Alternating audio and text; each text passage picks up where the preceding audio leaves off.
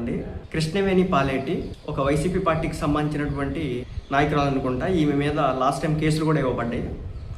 ఒక ఎమ్మెల్యేగా గెలవడానికి 3 పార్టీలతో పొత్తులు, జబర్దస్త్ ఆర్టిస్టులు, సినిమా హీరోలతో ప్రచారాలు, మత రాజకీయాలు, కులం కాళ్ళు పట్టుకోవడం, అన్నిటికీ మించి వర్మ గారు నా గెలుపు నీ చేతుల్లో పెడుతున్నానని బీద కబుర్లు, 15 సంవత్సరాల బానిసత్వం చేయాల్సిందంటే పులిహాల కబుర్లు.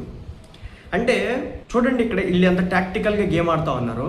పవన్ కళ్యాణ్ గారు పొత్తు పెట్టుకోవడమే కాదు, ఆ పార్టీలు కూడా పొత్తులు పెట్టుకున్నాయి. పవన్ కళ్యాణ్ గారు వెళ్ళి బూడిగేం చేయట్లేదు, వాళ్ళు కూడా టికెట్లు ఇచ్చినారు. వాళ్ళకి టికెట్లు పవన్ కళ్యాణ్ గారు ఆ నియోజకవర్గాలు వీళ్ళు సపోర్ట్ చేసినారు, వీళ్ళ నియోజకవర్గాల్లో వాళ్ళు సపోర్ట్ చేసినారు. మత రాజకీయాలు, ఎలక్షన్స్ ముందు పవన్ కళ్యాణ్ ఎక్కడ కూడా మత రాజకీయాలు చేయలేదు, కుల రాజకీయాలు అస్సలు చేయలేదు. నాకు కులం లేదని చెప్పినటువంటి ఏకైక పొలిటీషియన్ పవన్ కళ్యాణ్ మాత్రమే. ఇక వర్మ గారు అంటారా, ఆయన టీడీపీ పార్టీకి సంబంధించినటువంటి నేత, పొత్తులో ఉన్నారు కాబట్టి పవన్ కళ్యాణ్ గారు వివిధ నియోజకవర్గాలు తిరిగే దానిలో భాగంగా అక్కడ ఉన్నటువంటి లోకల్ లీడర్ ఎవరైతే ఉన్నారో ఆయన కూడా క్యాంపెయిన్